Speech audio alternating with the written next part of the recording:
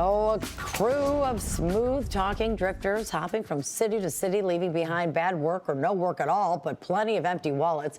And by the time you figure it out, they're long gone. Yeah, there's one guy to help track this down, Rob Wolchek. He checked out the shady roofers and asphalt guys for years, but this guy, well, he might just be the slipperiest of them yet. Rob. Yeah, he leaves cracks in your concrete, then slips through the cracks in the judicial system. Watch this story closely because he's somewhere running this scheme, and I want to face him. Ding dong, traveling scammer service. Take a good look at this guy. He's a wanted man. What did he say his name was to you? Jimmy. A guy who's gotten away with cheating nice people like this. Our total is $8,700. Doing bad work like this, and sometimes getting caught like this. Time after time after time, but always slipping through the cracks, ready to roam the country again with his band of bamboozlers. How's he get away with it? You'll have to ask the people at the Michigan Department of Corrections because they let him slip right out of the mitten. We just can't believe it. Diana is just one of several neighbors on Rogie Street in Detroit who got jacked by a guy named Jimmy. He was working on everybody at the same time. Everyone had received these flyers, and the next day, this guy showed up offering very reasonable prices to fix up their steps, check on their roofs. Jimmy and his crew do a pretty good job on one house and get that customer to vouch for him. Pretty soon, Jimmy's got customers up and down the street. I had some cracks in the foundation. That's what he did. Ooh, that's some sloppy looking work. Yeah, and then there was a crack in the sidewalk that he was going to repair, and he kept saying he was going to come back. And he did that sloppy looking thing on the milk thing? Yeah. Jimmy and his crew started rotten roofing and crummy concrete work up and down the block. And on that one day, collected more than 10 grand, according to the people in the neighborhood I spoke with. Most were so embarrassed they didn't want to go on camera because... Never came back. Yep, Jimmy and his crew had moved on to Seminole Street across town. Veronica hired him there to do a bunch of fixes around her house. What was this before? It was cement. But it was just cracked? Yep, it was cracked. Oh, my God. The work was bad, but Jimmy promised he'd be back to finish. He texted me yesterday and told me he would be here today. But, of course, he'll never show up. Veronica says Jimmy took $4,000 from her 90-year-old father down the street to tear out and put in a new asphalt driveway. As you can see, it never got done. Just like on Rogie Street, there were lots of embarrassed customers on Seminole Street as well. You get ripped off, too? Yes. Do you want to talk to me on camera? No. Jimmy took payment via cash apps with different recipients, but Veronica paid him with checks made out to James Delmaro.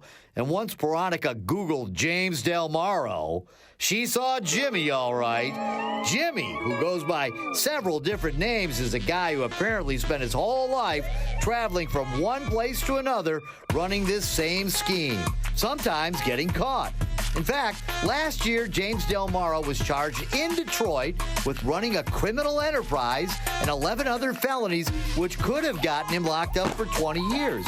But he ended up with a deal, pleading guilty to just 2 felonies right as I started working on this story, and was placed on a GPS tether monitored by the Michigan Department of Corrections. Great. James Delmaro can't leave the state. I'm going to get him. Or so I thought. I went to the courthouse where he was convicted. I watched the address listed in court documents as his home for days. No sign of James. I sat by his probation office where he was supposed to check in twice a month. And even though the Department of Corrections told me he was current on his probation, I never saw the guy. For months, I went on a bunch of wild goose chases where I saw roofers and trucks similar to the ones James Delmaro and his crew were seen driving in, but I never saw James, the guy who ran off Rogie and scrammed from Seminole Street, leaving behind these messy jobs people had paid thousands for. I kind of got the feeling this guy had skipped town. I don't know how. He was on an electronic tether. So I sent this email to the public information officer at the Michigan Department of Corrections. And a few days later, I got this email back. Yep, Delmaro dodged the system. So how did this guy get away when he was on a GPS tether and couldn't leave the state? I don't know. The Department of Corrections hasn't responded to my question or my request for an interview or even an explanation. So if you see James Delmaro, call the police. He's got a warrant as an absconder. He's an escapee from justice here in Michigan. And I spent a long time trying to catch this guy. I interviewed those people back in October, or actually early November, and I thought, okay, this guy's on a tether. He can't leave the state. I'm going to get him. And I didn't. I've been working on him for months and months and months. But the state has a moral responsibility to answer your questions so that people at home know that there's some kind of accountability. If he had an electronic tether, it sounds like they don't know how he did it. I mean, did he cut off his ankle? I mean, it sounds a little ridiculous, but we've heard stranger How do you things. get rid of it? Listen, I spoke to the assistant prosecutor when this guy was charged, and I said, or when this guy was sentenced, and I said, why are you just placing this guy on a tether? This guy has, you Google his name, he's been arrested in Connecticut and New York and all across the country a whole bunch of times under a bunch of phony names and stuff. I mean, this guy is a lifelong scammer. He goes into these neighborhoods, pretends he's going to help all these people. And I said to them, why did you sentence him so lightly? And whatever, I mean, everybody's paying the price now, except for Jimmy. So Jimmy's somewhere, so I'm hoping that somebody's going to see this story and, you know, turn him in and call the cops and get him back here, because I worked a lot hard on this guy, and I don't like not catching him. No, well, I think you will eventually. All right, everybody, it's on you. Let's Yeah, figure this Simon out. is out there. You know, that's it, man. Let's get him.